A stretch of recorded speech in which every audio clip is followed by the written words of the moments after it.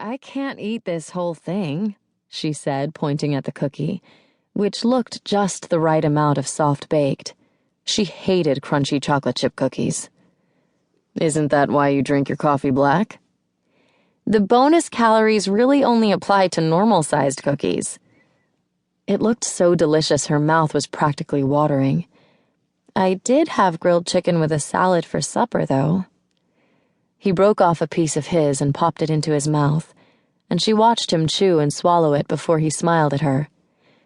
Oh, it's really good.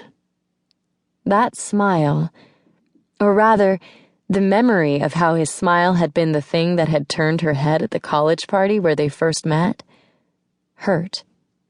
So she took a bite of her cookie. The chocolate chips might be small, but they were still chocolate. He'd been right about it being really good. So she had another bite, before taking a long sip of the decaf.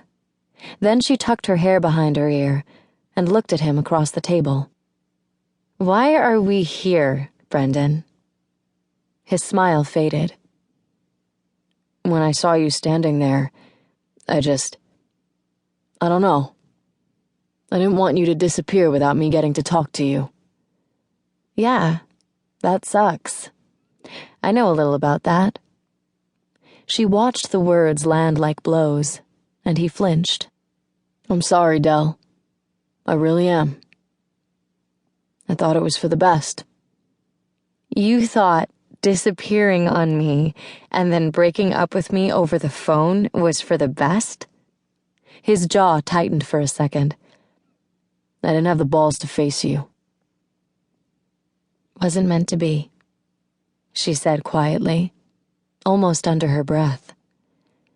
I've always wondered if you met somebody else and didn't want to tell me. No. He denied it quickly, without thought. There was nobody but you. She believed the sincerity in his voice, and he really had no reason to lie to her at this point. I've never understood how you could tell me you loved me one day and then just take off. And then just tell me it wasn't meant to be. After taking a sip of his coffee, he wrapped his hand around the mug. Does it really matter now? Yes. It does. I don't know why. It shouldn't. She snorted. I'm a little disgusted that not only am I sitting here eating cookies with you, but I'm asking you to tell me why you didn't love me. It's sad.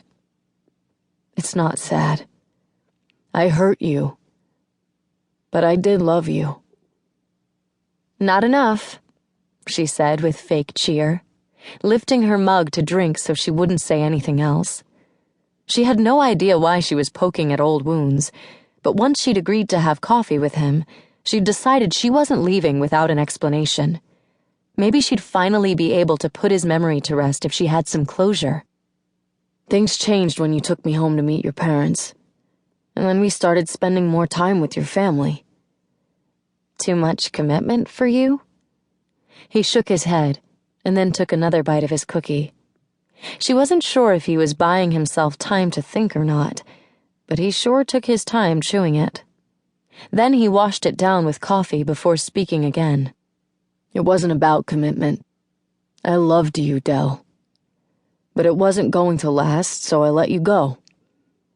I was hoping to talk about your life now, though. That's in the past, and I can't change it. You were definitely in my past. But now I'm sitting here with you and a cookie, and I want an answer. You owe me that. She could feel the anger rising and welcomed it. His smile, his voice, the way he looked at her. While her body only seemed to remember the good times, she needed to keep in mind this man had already had his chance and he'd blown it. If you loved me so much, why did you think it wouldn't last? Your family didn't think I was the right guy for you, he said. Your father made it pretty clear you were destined for greater things than being married to the son of a roofer who was between jobs, and who had met his daughter at a party on a college campus.